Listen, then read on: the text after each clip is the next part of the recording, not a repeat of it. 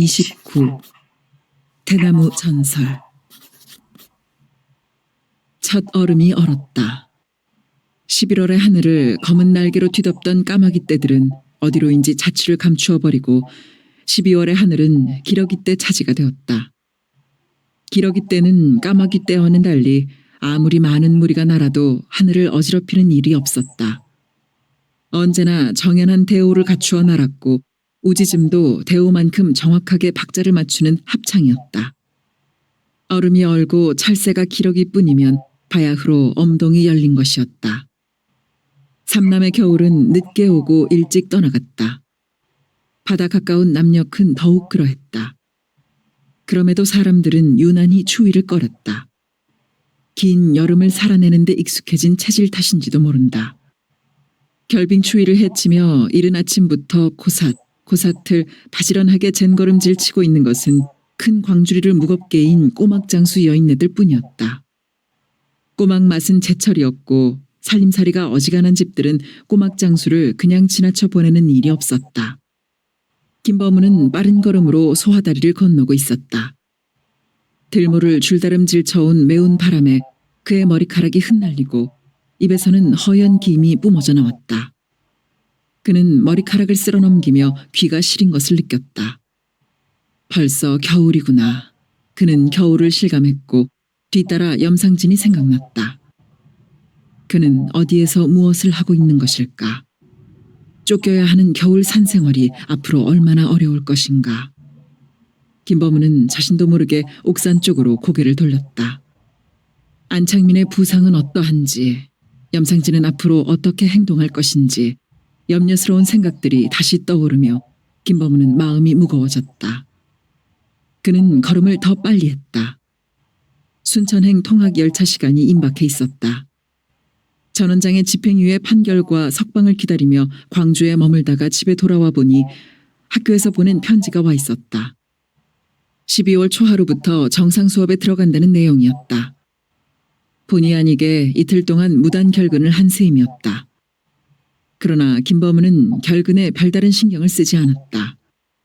정상 수업을 실시한다고는 했지만 실제로 정상 수업이 이루어지기란 거의 불가능한 것 같았던 것이다. 선생들이나 학생들이 적지 않게 죽고 상한 데다 사회 분위기도 뒤숭숭하고 불안한 상태였다. 플랫폼에서 기차를 기다리고 있던 10서너 명의 남학생들이 김범우를 보자 인사들을 했다.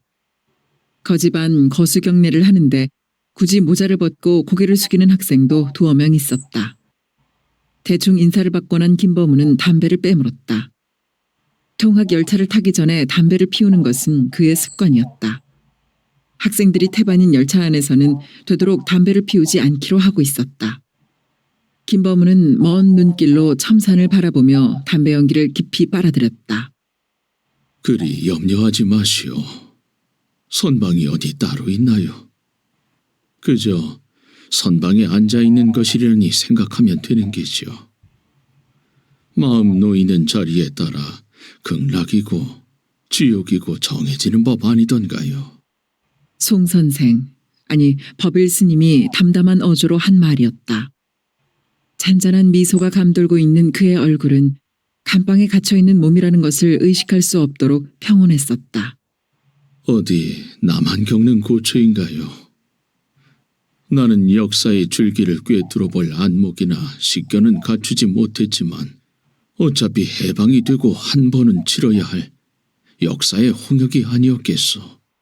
법일 스님은 어조를 바꾸지는 않았다. 그러나 눈빛이 변화를 나타냈다. 약간 치켜뜬 듯한 눈은 의지적이고 신념에 차 있었다. 그 눈은 관념적 허물을 바라보는 승려의 눈이 아니라 역사적 진실을 지키고자 하는 인간의 눈이었다. 법일 스님과 작별한 다음에도 역사의 홍역이라는 말이 자꾸만 되씹혀졌다. 그 중, 골치 아픈 중이요. 중이면 열심히 목탁이나 칠 일이지. 뭘 먹겠다고 빨갱이질이냔 말이야. 검사는 거침없이 내쓰었다. 순수한 사회개혁 의식이라고요? 그게 무슨 근거가 있는 말이오? 김 선생, 괜히 동정하지 마시오. 그자는 골수 빨갱이요. 순천지구에서 발행된 지하신문에 자금을 댔소. 그런데도 순수하오? 검사는 증오의 빛까지 드러냈다. 그의 앞에 내놓은 소개장이 무색할 지경이었다. 사회개혁이나 사회주의나 공산주의나 다를 게 뭐가 있어? 다 이웃 사촌이고 그게 그거지. 일정 치하에서 자격을 획득한 검사다운 말이었다. 더 말할 필요를 느끼지 않았다. 검사실을 등지고 나오는데 빗장뼈가 부러져 한쪽 어깨가 기울어져 있는 법일 스님의 모습이 어른거렸다. 기차는 쇳길이 맛깔리는 마찰음을 뿌리며 멈춰서고 있었다. 김범우는 학생들이 먼저 오르기를 기다리며 느리게 걸음을 옮겨놓았다. 선생님, 여기 앉으시죠. 한 학생이 자리를 권해왔다. 빈자리는 드문드문 있었다. 그러나 굳이 권하는 자리를 피할 까닭은 없었다. 고맙구만. 김범우는 학생의 얼굴을 일별하고는 창가의 자리에 앉았다. 학생의 얼굴은 다소 눈이 걷지만 누구인지는 알 수가 없었다. 선생님, 제 잘 모르시죠? 자리를 권한 학생이 옆자리에 앉으며 물었고 자석, 니까짓 걸 선생님이 어떻게 아시냐? 맞은편 자리에 앉은 학생이 비꼬는 투로 말했다. 자리를 권한 것이 의례적인 예의를 차리기 위해서가 아니라 무슨 용건이 있어서였음을 느낀 김범우는 두 학생의 명찰을 빠르게 살폈다. 앞자리에 앉은 학생은 양효석이었고 옆자리의 학생은 현오봉이었다.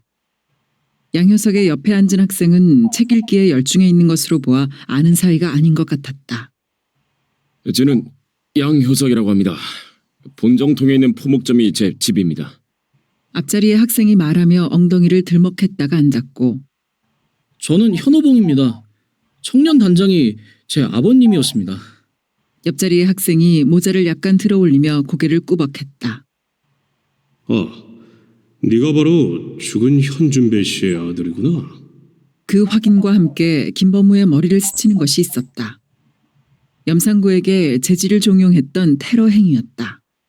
거기에 청년 단장의 아들이 끼어 있다는 염상구의 말은 기억에 남아있지만 포목점의 아들에 대해서는 기억이 없었다. 그런데도 그들이 함께 행동했을 것이라는 짐작이 들었다. 저 선생님께 한 가지 여쭤볼 것이 있어서요. 현오봉이 어려워하며 말을 꺼냈다. 김범우는 무슨 말인지를 눈으로 묻고 있었다. 저 다름이 아니고 내년 봄에 학교를 졸업하는데 육군 사관학교를 가는 게 어떨지 그걸 좀 알아보고 싶어서요. 육군 사관학교? 김범우는 고개를 갸우뚱하며 반문했다. 의외의 질문이었던 것이다. 참, 말재주도 더럽게는 없네. 어째서 육군 사관학교를 가려고 하느냐? 이만저만해서 육사를 가려고 하는데 선생님 생각은 어떠시냐 하고 조단조단 말을 해야 그 선생님이 쉽게 알아들으실 것 아니거냐 이 등신아. 양효석은 상대방이 무색할 만큼 핀잔을 주었다. 그런 게 애초에 성보고 말하라고 안 그랬냔 말이오. 현오봉이 얼굴을 잔뜩 구기며 핀잔을 튕겨냈다. 알겠어. 모자챙을 매만지며 자리를 고쳐 앉은 양효석은 선생님, 다른 것이 아니고 이번에 우리 아버지나 오봉이 아버지나 다 염상진 이놈 손에 돌아가셨습니다. 그것이 너무 분하고 참을 수가 없어서 왼수를 갚자고 뜻맞는 사람 5이서 멸공단을 조직했습니다. 멸공단이 본격적으로 활동을 시작하는 바인데 강제로 해산을 당했습니다. 분은 다 풀지 못했고 두고두고 빨갱이 놈들한테 원수 갚을 생각을 하다가 육사를 가면 좋겠다고 우리끼리 의견을 모으게 됐습니다. 우리들 계획이 어떤지 선생님 말씀을 듣고 싶습니다. 양효석의 말은 그런대로 조리가 있었다. 책을 읽고 있던 옆자리의 학생은 어느새 책을 덮고 양효석의 말에 귀를 기울이고 있었다. 김범우는 불현듯 흡연 욕구를 느꼈다. 그러나 담배를 꺼내지 않고 창밖으로 시선을 돌렸다. 기차는 순천만의 염전지대 옆을 달리고 있었다. 겨울철 염전은 벼포기만 남은 들판보다 더 황량해 보였다. 김범우는 무슨 말인가를 해야 된다고 생각했다. 그러나 할 말이 없었다. 아니, 아무 말도 하고 싶지가 않았다.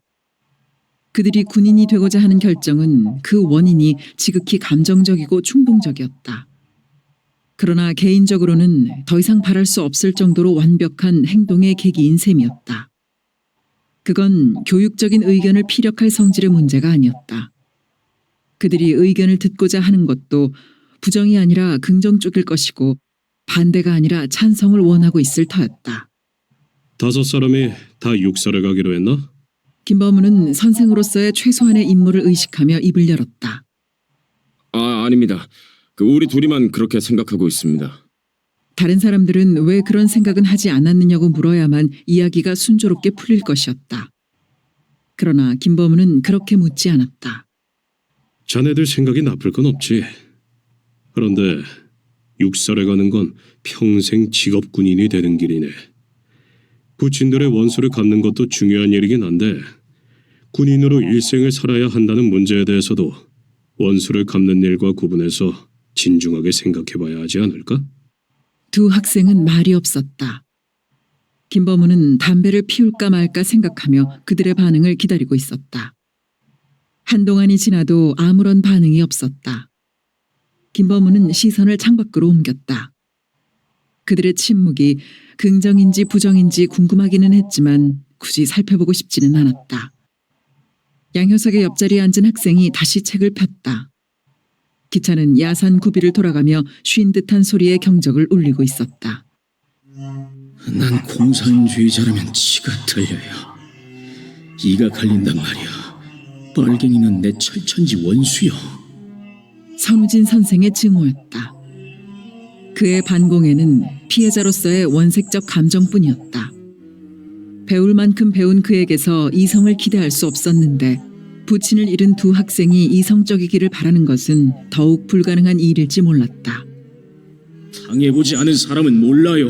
말할 자격이 없어요. 선우진 선생의 그런 부르짖듯하는 거부 앞에서는 논리적 이해라는 것이 오히려 감상이 되었다. 빼앗긴 자가 빼앗으려는 욕구나 빼앗은 자가 빼앗기지 않으려는 욕구가 본능적이기는 마찬가지였다. 그러나 그 본능 사이에는 엄연한 차이가 있었다. 빼앗긴 자의 본능이 생존권 선언이라면 빼앗은 자의 본능은 재산권 옹호였다. 빼앗긴 자가 많으면 많을수록 그 힘은 공격적일 수밖에 없고 빼앗은 자는 어쩔 수 없이 방어적 입장이 되는 것이다. 그 대립은 필연적으로 폭력을 낳고 그 피해자인 선우진 같은 사람들은 감정적 반공 세력을 형성하는 것이다. 우리가 이렇게 양쪽으로 갈라져 싸우는 것은 싸운다고 하는 것이 말이 될지 모르겠는데 이게 대체 누구 잘못인가요? 꼭 미국이나 소련의 잘못일까요? 기차를 타고 광주에서 내려오며 전 원장이 꺼낸 말이었다. 무언가를 깊이 생각하는 듯한 그의 표정이나 어감은 다분히 부정적 의미를 내포하고 있었다. 어쩌면 그는 자신의 질문에 대한 답을 스스로 마련하고 있는 것 같기도 했다. 김범우는 입을 열기에 앞서 전 원장을 바라보며 어색스런 웃음을 지었다. 전 원장도 따라서 떨떠름한 웃음을 떠올렸다. 그야말로 고래 싸움에 새우등 터지는 격이 된 전 원장은 감방에 갇혀 이런저런 정치적 문제를 되잡거려 생각하지 않을 수가 없었을 것이다. 그런 전 원장을 생각하자 자신이 잘못이라도 저지른 것처럼 민망하고 난처해서 어색하게 웃음 짓지 않을 수가 없었다. 원장님 말씀은 바로 분단의 책임은 누구한테 있느냐 하는 것인데요. 글쎄요, 그게 한마디로 하기는 불가능한 일일 것 같습니다. 지금 원장님께서 의문을 표시한 대목만 잡아 말하자면 물론 미국과 소련만의 책임일 수 없습니다. 각 개인의 집에 주인이 있듯이 한 나라에도 분명 주인이 있습니다. 어느 집에 도둑이 들었습니다. 도둑이 든 것까지는 주인의 책임이 아닐 수 있습니다. 그러나 일단 들어온 도둑에게 어떻게 대처하고 무슨 방법으로 몰아낼 것이냐 하는 것은 주인의 책임입니다. 도둑을 맞아 한 집안이 망하게 되었을 때 도둑은 그 집안을 망하게 한 원인일 뿐이지 책임을 물을 대상은 아닙니다. 도둑은 직업상 책임을 지는 존재가 아니니까요. 다만 그 집안 사람들이 비겁하고 빙축맞아 자신들이 져야 할 책임을 도둑에게 전가시킬 수는 있겠지요. 아니면 무식하고 아둔해서 원인과 책임을 구분조차 못하고 있거나 말입니다. 그래요. 내 짧은 생각에도 그러리라 싶었어요. 그런데 도둑이 하나도 아니고 둘씩이나 들었는데 어째서 힘을 합쳐 도둑들을 몰아낼 생각은 안 하고 양쪽으로 갈라져 도둑들 편을 드나요? 예, 그건 분단의 원인 규명이 되겠는데요. 그게 참 복잡하고 미묘한 문제입니다. 저도 서민영 선생께 그 점을 여쭤봤었습니다. 선생님 말씀이 시간이 흐르고 세월이 가야 밝혀질 문제라고 하시더군요. 저는 제 나름대로 막연하게나마 몇 가지로 의문을 정리하고 있는 상태일 뿐입니다. 그거라도 좀 들려주시지요. 글쎄요. 원장님이 아시고자 하는데 도움이 안 되고 혼란만 드릴 텐데요. 혼란이라도 안 겪는 것보다 낫지 않겠어요? 이런 시국에 살면서. 그런 문제에 관심 쓰시다가 우리 읍이 명의 한 분 잃는 게 아닌지 모르겠습니다. 그래요. 나도 당이나 하나 만들어야겠어. 두 사람은 마주보고 웃었다. 그 웃음은 아까처럼 어색하거나 떨떠름한 웃음이 아니었다. 그냥 한번 들어보시죠. 그게 그러니까 먼저 외적인 원인과 내적인 원인으로 대별할 수 있을 것입니다. 외적인 원인을 다시 열강들의 국제정치 역학과 이데올로기의 상충으로 나눕니다. 국제정치 역학은 세계 2차 대전 전과 후로 이데올로기의 상충은 미소의 냉전 상황으로 세분합니다. 그리고 내적인 원인은 사회적인 측면과 정치적인 측면으로 구분합니다.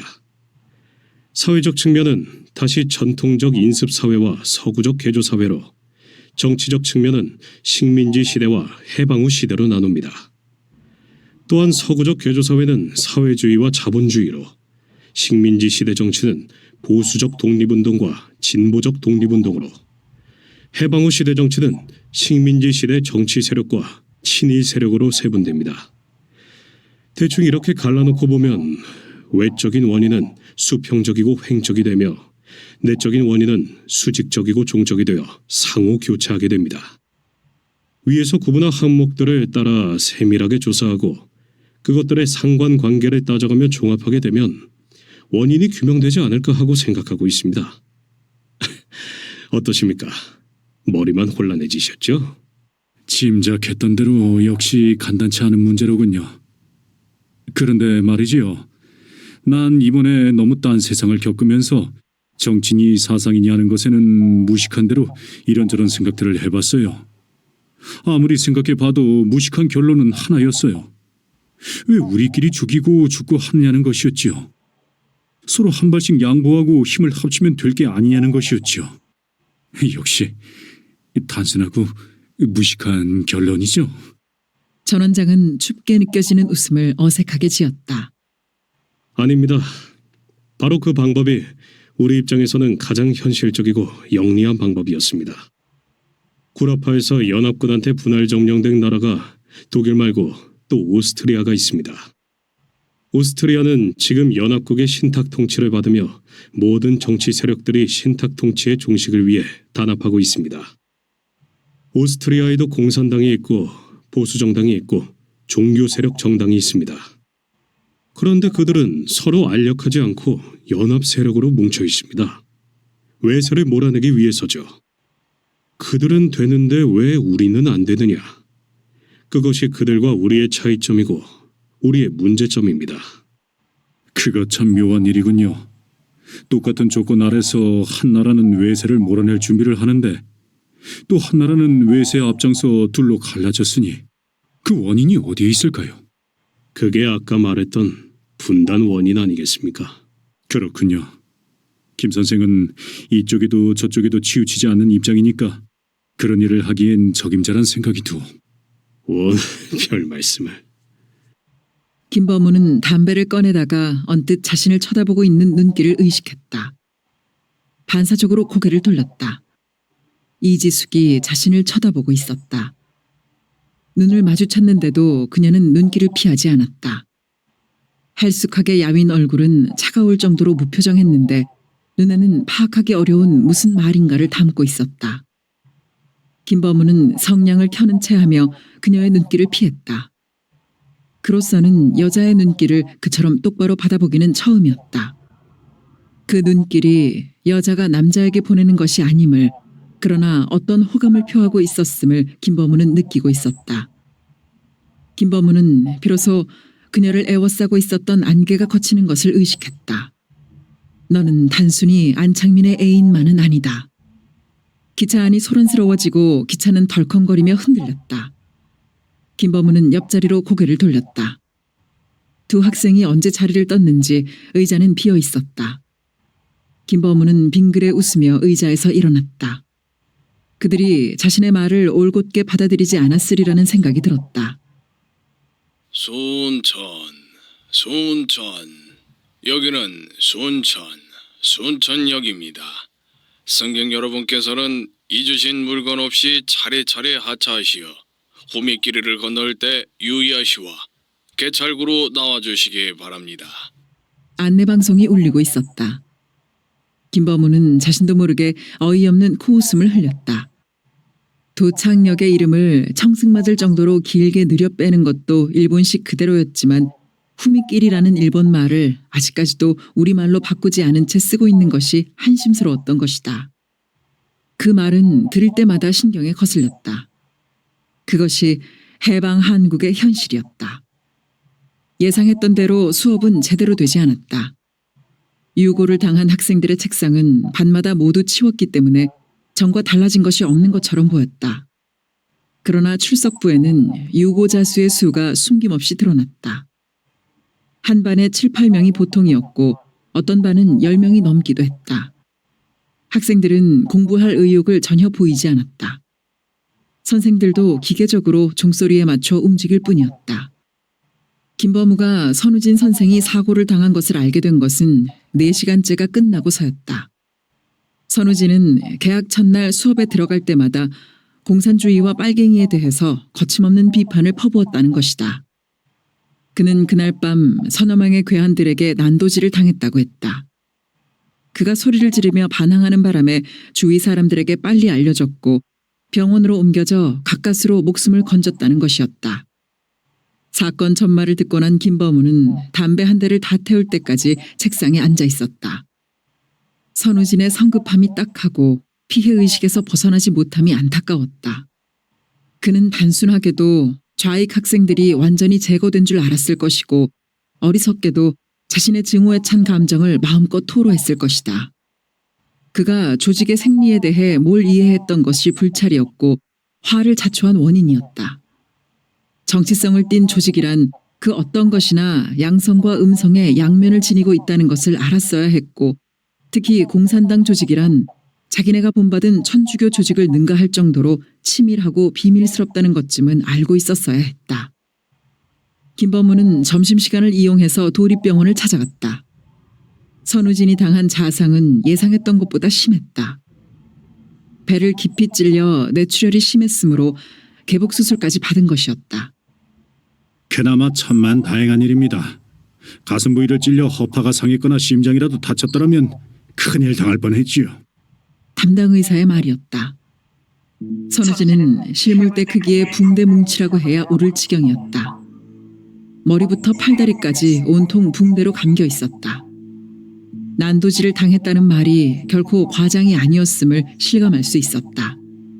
김 선생, 내가 이 꼴이 되려고 월남을 한 게 아닙니다.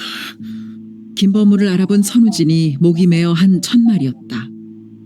그의 눈에 괴인 눈물이 눈꼬리를 타고 흘러내려 붕대로 스며들었다. 월남이라는 말과 나이든 남자의 눈물이 기묘한 힘으로 김범우의 가슴을 자극해왔다. 자신의 의사와는 상관없이 고향을 버려야 했고 다시 타향에서 생명의 위기를 당한 한 남자의 외로움과 비통함이 붕대에 쌓여 있었다. 선우 선생, 의사 말이 경과가 아주 좋다고 하더군요. 김범우는 궁색한 거짓말을 찾아내고 있었다. 김 선생, 범인들, 아니 날 이끌로 만든 빨갱이 놈들은 잡았다고 하던가요? 글쎄요, 난 오늘 첫 출근해서 선우 선생이 변을 당했다는 말을 듣고 바로 병원으로 오는 길이라서 그것까진 잘 모르겠군요. 새 놈이었어요, 새 놈. 어두워 얼굴을 보지 못한 게 원통이에요. 김 선생, 놈들을 꼭 잡아야 합니다. 김 선생이 그 놈들을 꼭 좀 잡아주세요. 선우진의 감정은 격해지고 있었다. 알았어요. 선우 선생은 그런데 신경 쓰지 말고 몸이나 빨리 회복하도록 해요. 김범우는 연신 고개를 끄덕이면서 그런 자기 자신에게 어이없어 하고 있었다. 알았다는 말이나 고개 끄덕임을 선우진은 분명 약속으로 받아들일 것이기 때문이었다. 김 선생, 내가 월남에서 크게 잘못한 일이 한 가지 있어요. 선우진은 어느새 감정을 다스렸는지 착 가라앉은 음성으로 말했다. 뭘요? 월남했을 때 선생이 되지 말고 남들처럼 경찰에 투신하거나 군대에 들어갔어야 했어요. 그랬으면 빨갱이한테 원수도 속 시원하게 갚고 이런 꼴도 안 당했을 것 아닙니까? 김범우는 한심스러운 심정으로 선우진의 옆 얼굴을 물끄러미 바라보고 있었다. 기차에서 두 학생의 말을 듣고 선우진을 떠올렸었는데 이제 선우진의 말을 듣고 두 학생을 떠올리게 된 것이었다. 선우 선생, 그렇게 편리할 대로 생각하지 말아요. 만약 경찰이나 군인이 되었더라면 이미 이 세상 사람이 아닐 수도 있어요. 경찰이나 군인이 되면 빨갱이한테 속 시원한 복수를 가할 수는 있겠지만 그만큼 죽을 확률도 크다는 것을 잊지 마시오. 김범우는 매정하다 싶게 말을 해버렸다. 그 말은 진작 기차 안에서 두 학생에게 하려다가 그들이 나이 어린 것을 생각해서 입 밖에 내지 않았던 말이었다. 그런데 선우진의 말이 그런 식으로 나가다가는 완치가 되면 경찰이나 군인이 되겠다고 할지도 모른다 싶어 미리 그 말을 해버렸다. 선우진은 더 말이 없었다. 그는 눈을 꼭 감고 누워 있었다. 눈두덩이 부석부석했다. 김범우는 자신의 말이 다소 지나쳤나 싶어 미안한 생각이 들었다. 눈까지 감아버린 선우진의 침묵이 자신의 말에 충격을 받은 것으로 느껴졌던 것이다. 선우 선생, 나 다음 수업이 있어서 들어가 봐야 되겠습니다. 또 들를 테니 몸조리 잘하세요. 와주셔서 고맙습니다. 선우진은 눈을 감은 채 말했다. 김범우는 붕대로 감싸인 그의 몸을 측은한 눈길로 훑어보고는 침대에서 돌아섰다. 있는 집 자식으로 아무런 고생을 모르고 자라 영문학을 전공했고 지주의 기득권을 천부적 절대권인 것처럼 믿어 그 부가 형성된 과정의 모순에 대해서는 한 번도 의문을 제기하거나 회의해 본 적이 없는 사나이. 그러므로 시대의 흐름이나 사회의식의 변화를 이해하거나 수용하지 못한 채 스스로의 우리에 갇혀 불행을 키워가는 연약한 사나이. 가문의 재산이 남아 보호되어 있으면 모르되 빈손에 혈혈단신이 되어버린 처지에 세파를 헤쳐나가기에는 부적격한 사나이. 김범우가 긴 복도를 걸어 나오며 정리하고 있는 선우진이었다. 나간댁은 남편이 시키는 대로 아들 하섭에게 3차례에 걸쳐 돈을 장만해 준 것은 전혀 모르는 일이라고 부인했다. 그녀는 이 말을 태연스럽게 했다. 그녀는 자신의 말이 아주 그럴듯하다고 느낌과 동시에 자신이 저지른 죄를 고스란히 남편에게 뒤집어 씌우는 죄스러움에 가슴이 아팠다. 남편과 20년이 넘게 살을 맞대고 살아오면서 수다하게 거짓말도 하고 속이기도 했지만 죄스러움으로 그렇게 가슴이 아픈 것은 처음이었다. 그리고 아들 하섭한테는 전에 없던 미움이 솟는 것이었다. 남편에 대한 죄스러운 마음이 아들을 향한 미움으로 바뀌었다. 3차례씩이나 남편 모르게 돈을 꾸려줄 때만 해도 애미의 안타깝고 안쓰러운 정풀이로 한 일이었을 뿐 남편이 죄인으로 갇힐 후환이 끼치리라고는 상상하지 못했던 것이고 더욱이 공산당이 번창하고 융성하라는 뜻은 털끝만큼도 없었던 것이다. 아주머니는 전혀 몰랐던 일이라고요? 그게 사실인가요? 심 대장이라는 사람은 찬바람이 이는 웃음을 입가에 물고 있었다. 그 웃음이 이쪽의 속을 환히 알고 있다는 표시 같기도 했다. 그러면서도 그 사람은 더 캐묻지 않았다. 좋습니다. 부부 일심동체라고 하지만 죄 없는 아주머니까지 잡아둘 수는 없지요. 아들이 미워지는 건 그 심대장이라는 사람 때문인지도 몰랐다. 그 젊은 사람이 어느 한 구석이라도 녹록해 보이는 데가 없이 강단지고 반듯해 보였던 것이다. 인상만이 그런 것이 아니라 지난번 사건을 소작인들 좋도록 해결한 것을 보면 분명 만만한 사람이 아니었다. 나간댁은 집으로 돌아와서도 줄곧 그 생각에서 노연하지 못하고 있었다. 무슨 수로 그 사람의 마음을 돌려 남편이 풀려나게 할 것인가. 아무리 궁리를 해도 뾰족한 수가 생각나지 않았던 것이다. 시간이 갈수록 애가 타다 보면 아들에 대한 미움이 살아오르고는 했다. 그리 애를 끓이고 앉아있는데 염상구가 찾아들었다.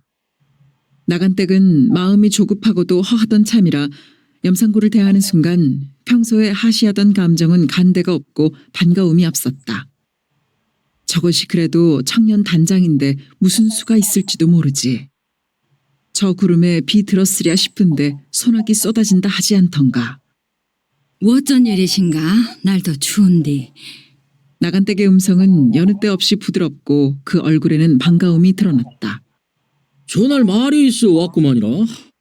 염상구는 심드렁하게 말하며 옳지, 죄를 짓고 본께 나 같은 놈한테도 기가 팍 주고 요리 살붙게 하는구만. 하고 넘겨짚고 있었다. 무슨 말? 심대장이 무슨 말 전하라고 하든가? 나간댁은 성급하게 속을 드러내고 있었다. 심대장이요? 아닌디요? 염상구는 상대방의 심정을 다 헤아리며 일부러 불퉁스럽게 대꾸했다. 어먼, 무슨 전할 말이 있을까? 말꼬리가 길어지며 나간댁의 안색은 새치름하게 변했다. 어땀에 날이 쇠불알 얼어붙게 칩네.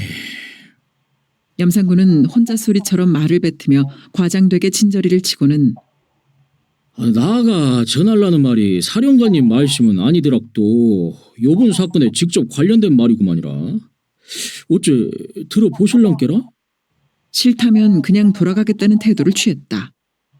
어이, 날이 찬디 방으로 잠 들어서 나가 정신이 없어서 사람을 추운 데다 세우고 이러네 시방.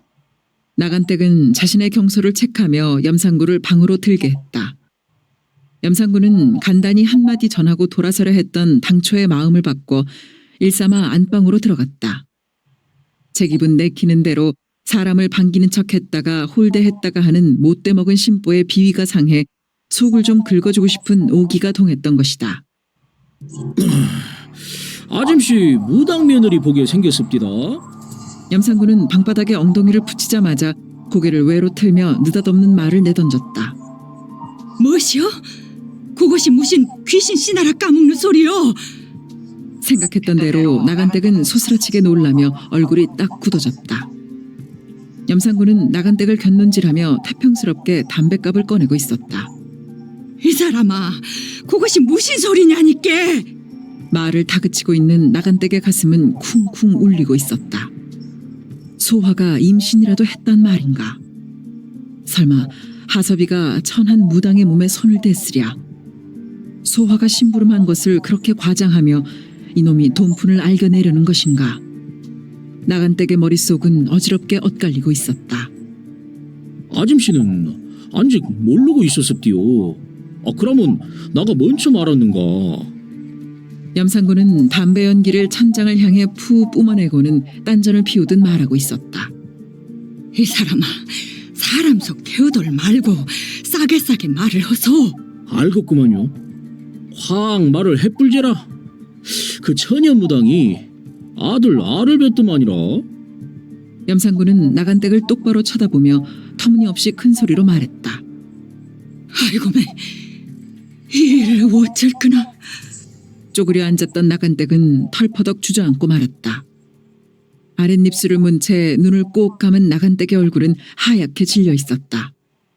담배 연기를 건성으로 내뿜으며 실눈 아래로 나간댁을 보고 있는 염상구의 입 언저리에는 가소로워하는 웃음이 는적거리고 있었다. 나 인자 가봐야 쓰겄소. 나간댁이 즐겁을 하며 눈을 떴다. 이 사람아, 이러고 가볼만 어쩔 것인가? 나오고 은혼자 멋에. 나간댁은 일어날 생각도 하지 않고 있는 염상구의 소매를 붙들며 매달렸다. 시학씨가 아주 이쁘고도 얌전턴디 아짐씨 하는 것 본께로 며느리 삼기가 싫은갑제라. 이 사람아, 넘 속에 불 지르지 말소. 근데 애를 뱄어도 안직 편은 안 날 것인데 자네 취조에 그것 그정 자백하든가? 머리 돌아가는 것이 제법이라고 염상구는 생각했다. 활동사진 보디끼 훤하게 아시는 마요. 그것이야 어찌 되었거나 상관없는 일이고 이제 어쨌거나 애를 못 낳게 해야 할 것인데. 나간댁은 속입술을 잘근잘근 씹고 있었다. 그녀는 어느새 감정을 수습하고 냉정하게 해결 방법을 찾고 있었다. 염상구는 이제 그만 사실대로 털어놓을까 하다가 기왕 시작한 거 좀 더 애를 먹이기로 했다. 어이 보소, 무슨 좋은 방도가 없겠는가? 글쎄요. 천하고 징한 무당배 씨를 뿌리진 말았어야저라. 인자 그런 소리 하면 무슨 소양이 있어. 애를 못 낳게 할 방도를 말하란께. 나간댁이 짜증을 부리며 내쏘았다. 그려 애가 타제. 조금 더 애가 타였어. 염상구는 박하사탕을 와삭와삭 씹는 기분이었다. 근데 어쩔게라? 내사 무당한테 씨를 못 뿌려봐서 잘 모르겠는디요. 자네 시방, 내 가심에 불 지르라고 작정이었는가? 나간댁이 그만 소리를 빽 질렀다. 와탐에 귀참 떨어지겠소. 나도 답답한 게 하는 소리제라. 염상구는 낯두꺼운 능청을 떨고 있었다. 그려, 좋은 방도가 있네. 나간댁이 갑자기 밝은 음성으로 말하고는 염상구와 눈길이 마주치자 앞으로 다가앉으며 자네가 애를 떼주소. 정색을 하고 말했다. 무엇이라고라? 나가 의사도 아니고 무당도 아닌지 무슨 수로 애를 띄어라? 의사면 수술이나 하고 무당이면 굿이라도 하겠지만 나는 할 것이 아무것도 없지 않는 게비요. 내 말 듣소. 자네 취조 험시로 매질 안 오는가? 그때 애 떨어지게 해둬란 말이시. 나간댁의 목소리는 속삭이듯이 낮았다. 이 무서운 여자. 양반입네 부자네하며 겉으로는 점잖은 척 깨끗한 척하면서 속으로 이런 끔찍한 생각을 품고 있는 징하고 징헌 여자. 그래, 기왕 애는 떨어진 것, 이런 부탁을 맨입으로 할 리는 없을 것이다. 염상구는 나간댁을 응시한 채 두 가지 생각을 거의 동시에 하고 있었다. 글쎄요이, 아무리 보도 듣도 못하는 것이라 해도 그것이 인종은 인종이고 살아있는 목심인디. 보소, 수고비 톡톡하니 낼 것이니 나 좀 살려주소. 무당이 새끼를 낳아서 안고 들어오는 날에는 우리 집안 망해뿐네. 근데 얼마를 주실라는디요? 쌀 닭가마. 염상구는 고개를 저었다. 하면 6가마니. 다시 고개를 저었다. 그러면 7. 이 길을 싹 다 그만두시오. 누구를 그런 맹이 새끼로 와요.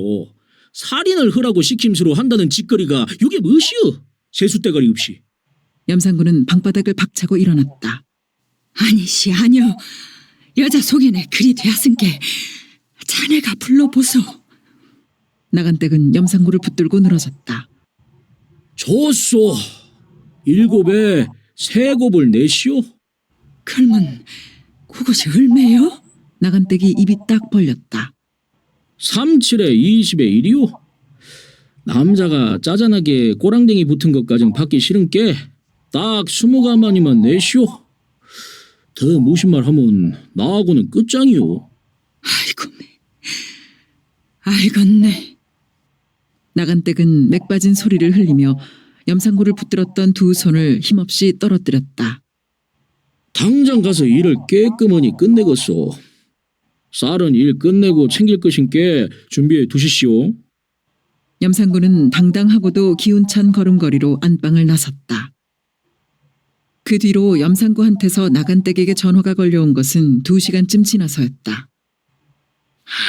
패도 너무 무작하게 팼는지 피가 주체를 못하게 쏟아져 죽을까 겁이 나서 병원으로 옮겨놨구만이라.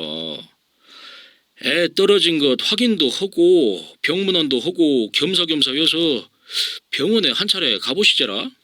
이 말은 나간댁을 만나 처음에 전하려고 했던 말이었다.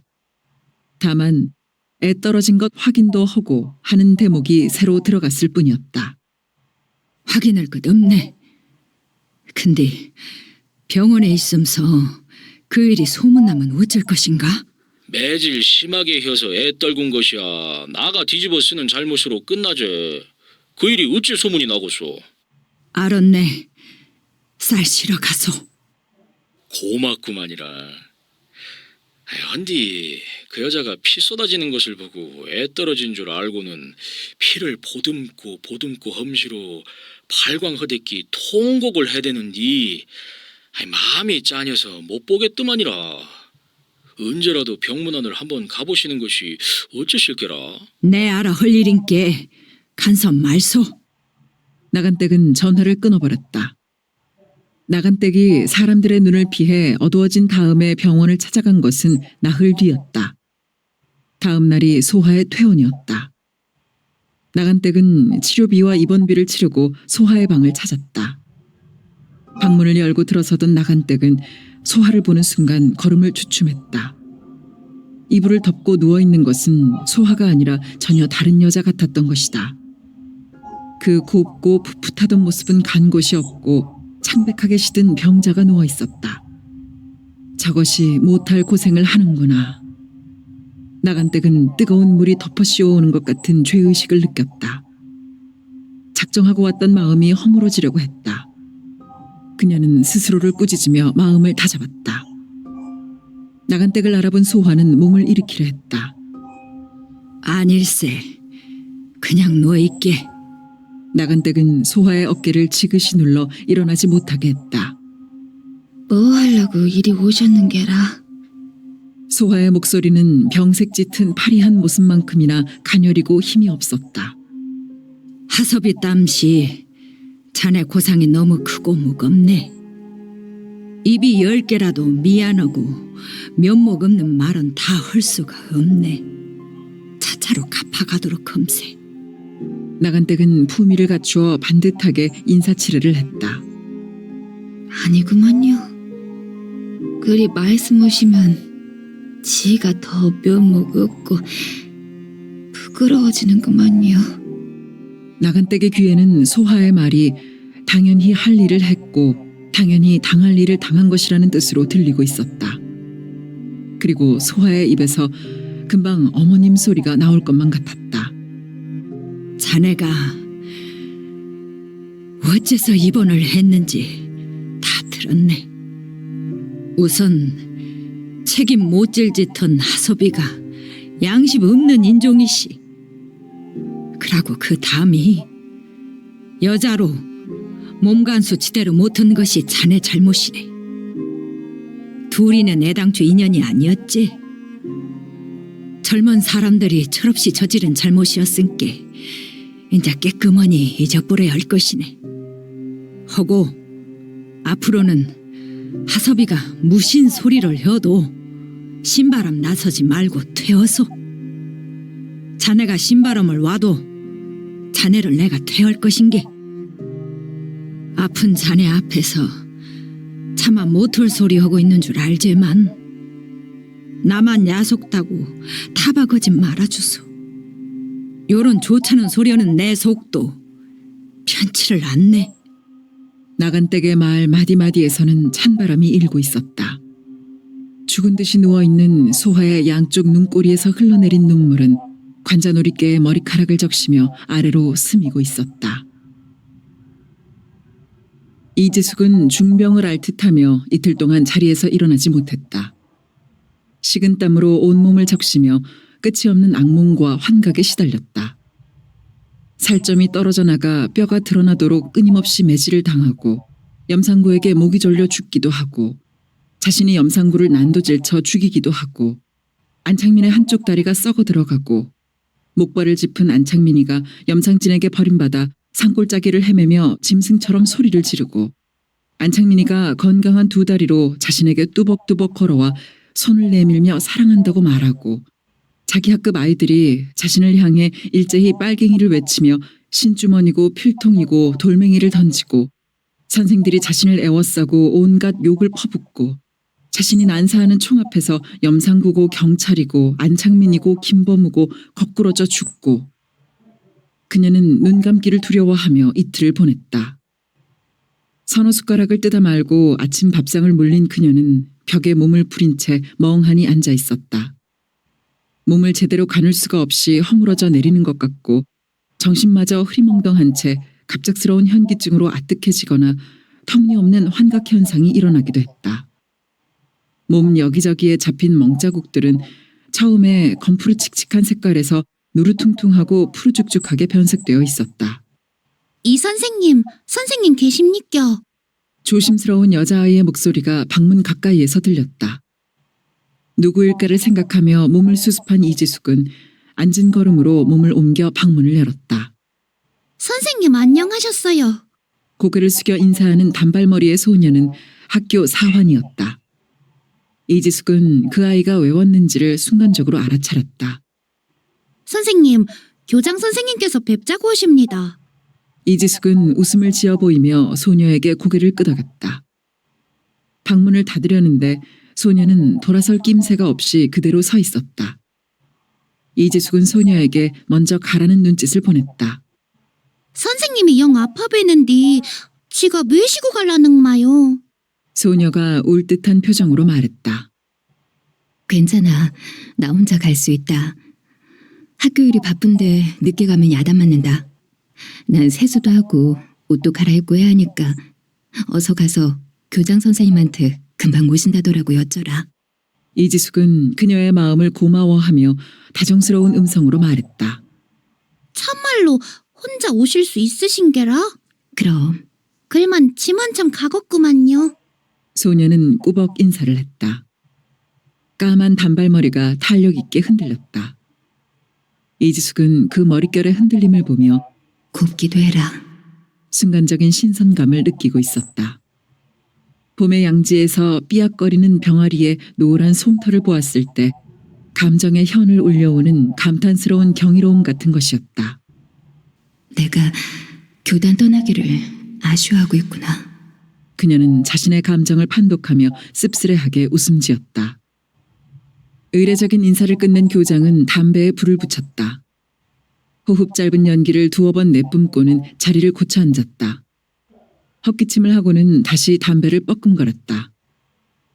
눈을 아래로 뜬 이지숙은 교장의 그런 동작들을 빠짐없이 감지하며 어서 말을 꺼내주기만을 기다리고 있었다. 말의 서두를 시작하기만 하면 더 이상 교장의 입장을 난처하게 방치하지는 않을 생각이었다. 이 선생, 저 다름이 아니라 나도 중간 입장에서 어떻게 할 수 없는 난감한... 교장 선생님, 말씀 안 하셔도 다 알고 있습니다. 제가 돌아오는 날로 사표를 제출하는 것이 예의고 도리인 줄 알고 있으면서도 몸이 아프고 거동하기가 어려워 부르시기까지 한 불찰을 저질렀습니다. 죄송합니다. 이지숙은 준비했던 말을 한달음에 마치고 써가지고 온 사표를 손가방에서 꺼내 교장 앞에 밀어놓았다. 이거 참 내가 아무 힘도 되지 못해 정말 면목이 없습니다. 전 그만 물러가겠습니다. 이지숙은 일어섰다. 교장이 담뱃불을 끄며 따라 일어섰다. 이지숙은 교무실을 향해 복도를 걸었다. 2년 동안 낯익었던 환경이 갑자기 낯설게 느껴졌다. 어느 교실에선지 풍금소리와 아이들의 노랫소리가 울려왔고 어느 교실에서는 아이들의 깔깔거리는 웃음소리가 방울 구르듯 맑게 들려왔다.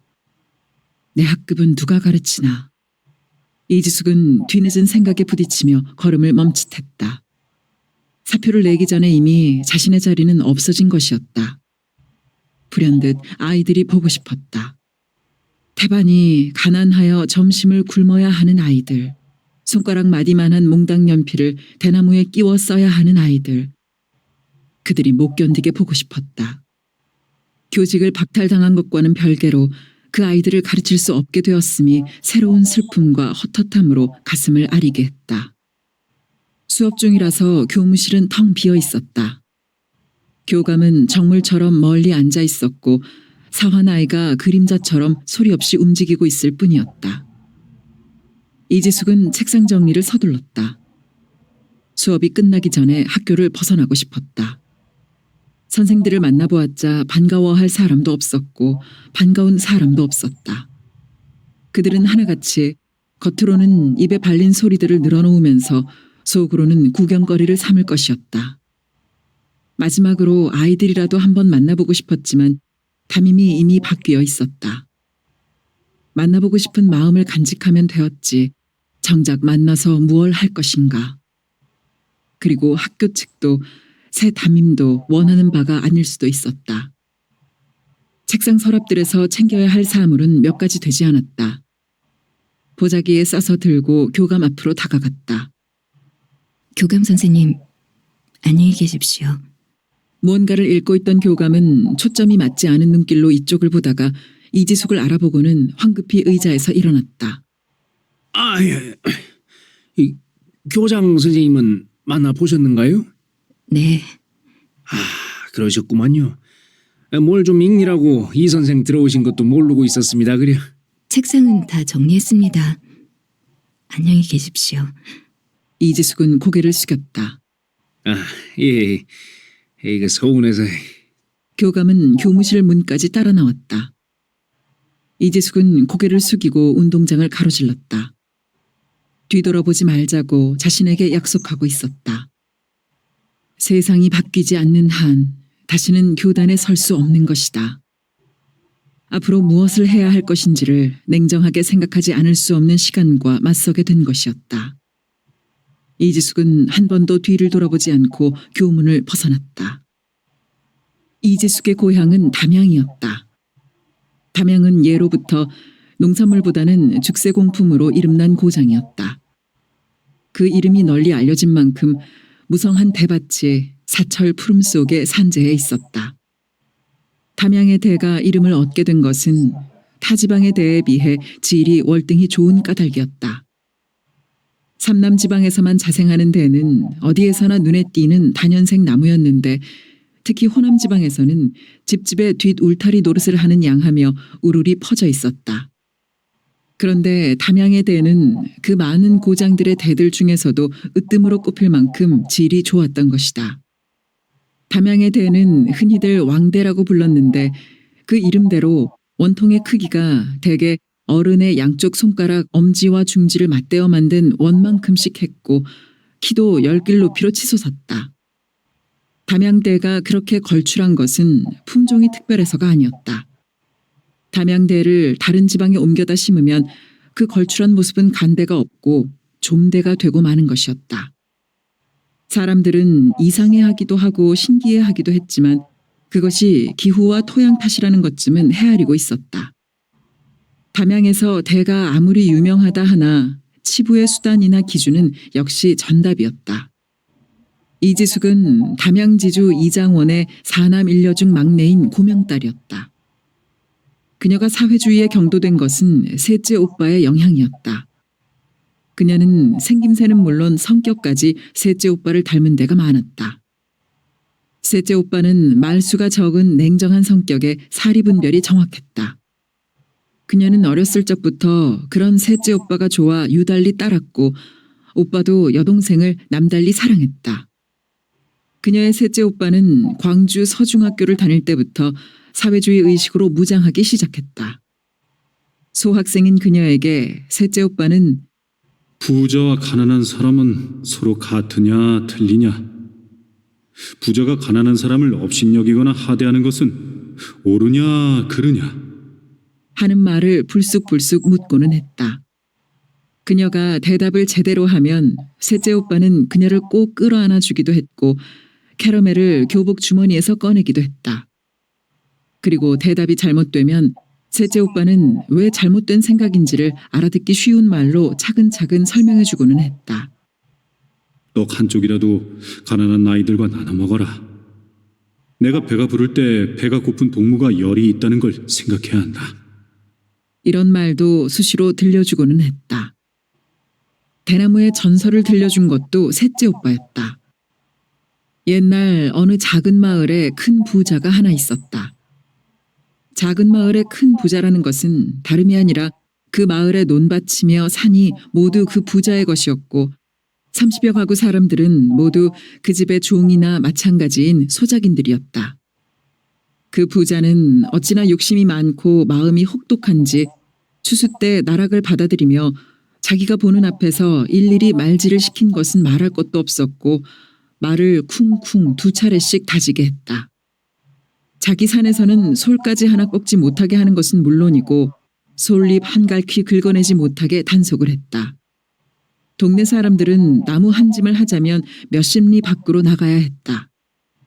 그러면서도 그는 소작인들의 닭을 예사로 잡아갔고 자기 집 잔치에 돼지를 출염시키고는 했다. 그런 그가 흉년이 들었다고 해서 소작료에 사정을 둘 리가 없었다. 그런데 한 해도 아니고 내리 3년을 흉작이 덮쳐왔다. 빚 무서운 줄 알면서도 굶어 죽을 수는 없어 2회에 걸쳐 빌려다 먹은 장리 쌀 빚이 있는 데다가 또 흉년이 겹쳐 소작료에 장리빚 이자만을 합쳐 나락을 바치더라도 사람들은 거의가 굶어 죽게 될 형편이었다. 그래서 사람들은 장리빚을 내년으로 연기해 주거나 그것이 아니면 소작료 반을 1년 동안 연기해 달라고 사정했다. 그러나 그 사정은 받아들여지지 않았다. 동네 사람들은 추수가 끝나고 오히려 굶주리기 시작했다. 겨울이 닥치는데 그대로 굶어 죽을 수가 없어 사람들은 몇 차례나 지주를 찾아가 장리쌀을 풀어달라고 애걸했다. 그러나 지주는 쌀쌀하게 고개를 내저었다. 겨울이 깊어가면서 죽마저 끓일 수 없는 집들이 늘어갔다. 그러던 어느 날 밤, 세 남자가 부잣집 담을 넘어갔다가 그 집 하인들에게 붙들리고 말았다. 다음 날 세 남자는 동네 사람들이 보는 앞에서 부잣집 하인들에게 맞아 죽었다. 그 일이 있고부터 그 누구도 부잣집 창고를 넘볼 수 없게 되었다. 그러나 사람들은 앉아서 죽기를 기다리지는 않았다. 6 남자가 비밀리에 굴을 파기 시작했다.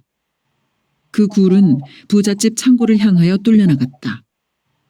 죽도 제대로 못 먹으면서도 6 사람은 사생결단 굴을 파서 마침내 창고 아래까지 다다르게 되었다.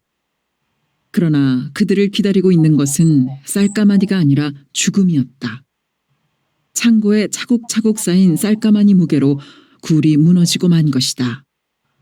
결국 6 사람은 쌀가마니에 깔려 죽은 것이었다. 부잣집 종들이 파는 시체들은 장례도 치르지 못하고 모두 한 구덩이에 매장되었다. 그리고 6 사람의 가족들은 마을에서 강제로 내몰렸다. 그것은 부자가 분풀이를 한 것만이 아니었다. 농사지을 남자가 없어졌으므로 그 가족은 필요가 없었던 것이다.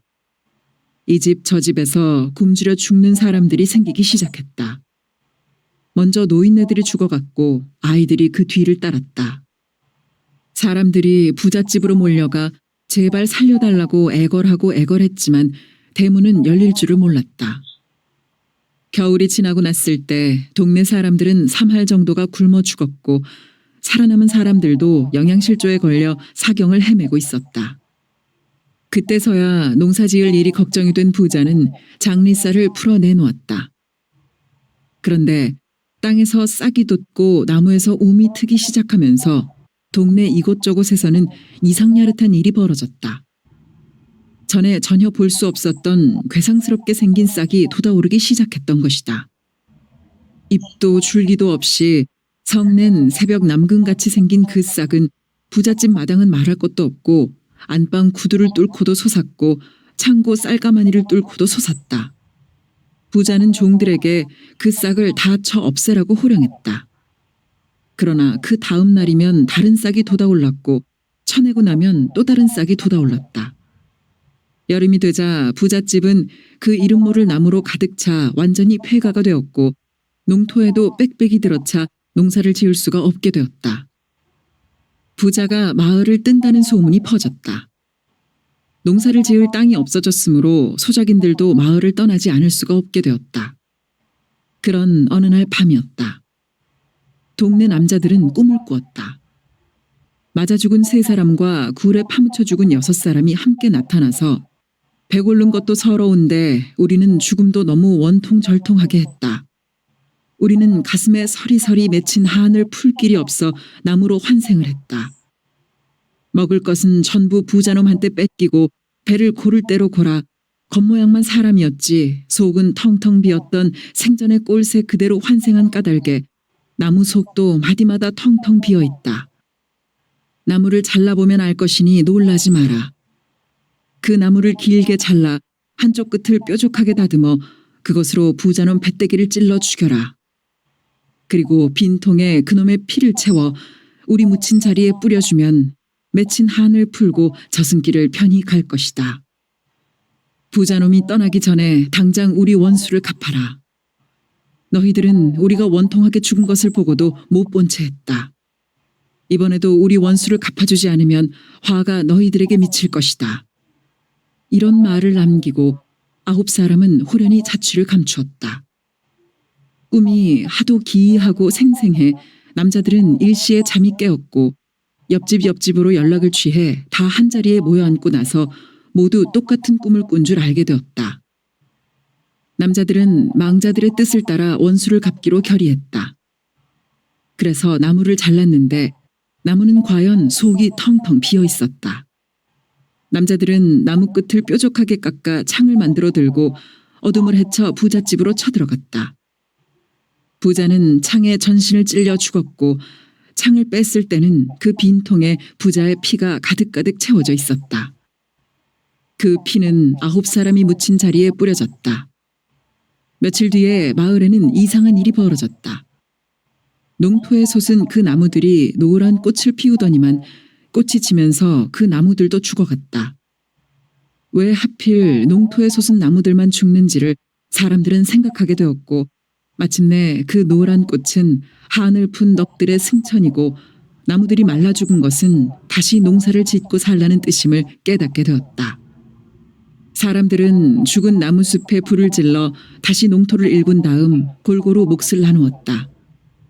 그런데 그 농토는 전보다 훨씬 기름져 곡식이 제 몸을 가누지 못하고 누울 지경이었다. 사람들은 자기들을 보살피는 망자들의 넋에 고마워하며 추수 첫 곡식으로 제사상을 걸고 정성스럽게 차렸으며 그 나무는 옮겨 심는 사람도 없는데 해마다 이 고을 저 고을로 번창해 나갔다. 누가 이름 지었는지 모른 채 사람들은 그 나무를 대나무라 부르게 되었다. 대를 물린 가난한 넋의 환생이란 뜻이라고도 했고 남들 대신 죽어 남을 이롭게 한 넋의 환생이란 뜻이라 말하기도 했다. 대나무는 가난한 소작인의 넋이라서 춥고 배고픈 것을 싫어해 기온이 따뜻하고 농지가 넓은 땅에만 산다고 했다. 그리고 겨울에 댄잎들이 유난히 서걱거리는 것은 추워, 배고파, 옷 줘, 밥 줘 하는 넋들의 읍조림이라고 했다. 그런 이야기들을 들으며 소학교를 졸업한 이지숙은 공주 사범에 진학하자 자연스럽게 사회주의에 빠져들었다. 셋째 오빠가 세상을 떠난 것은 그녀가 3학년 때였다. 일본 경찰의 체포를 피해 도주하다가 총에 맞아 죽은 것이다. 오빠의 죽음을 계기로 그녀는 더 열성적인 사회주의자가 되었다. 그녀가 벌교에서 교편을 잡고 있었던 것은 생계를 위해서가 아니라 일종의 은신책이었다.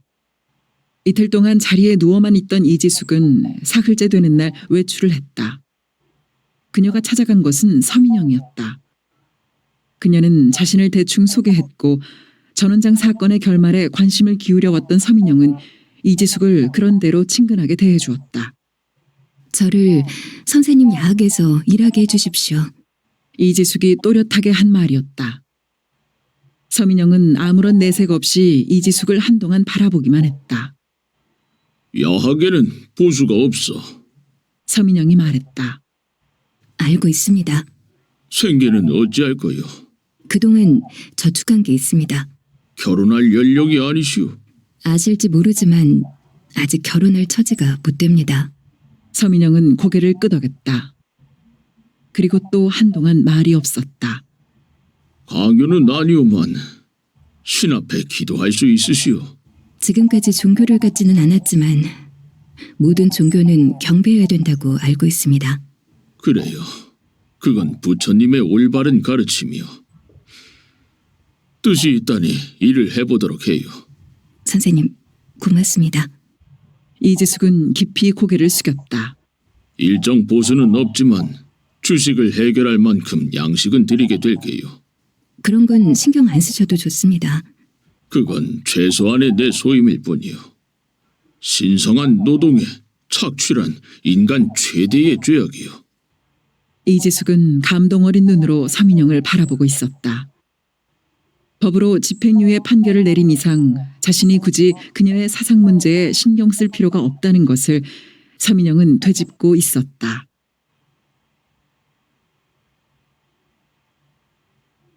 30. 전라도. 소하는 퇴원을 하기는 했지만 집으로 돌아가지 못하고 유치장에 갇히게 되었다. 유치장에서 그녀를 맞은 건 들몰댁이었다. 자신이 병원에 입원해 있는 동안 들몰댁은 혼자 유치장에 갇혀 있었던 것이다.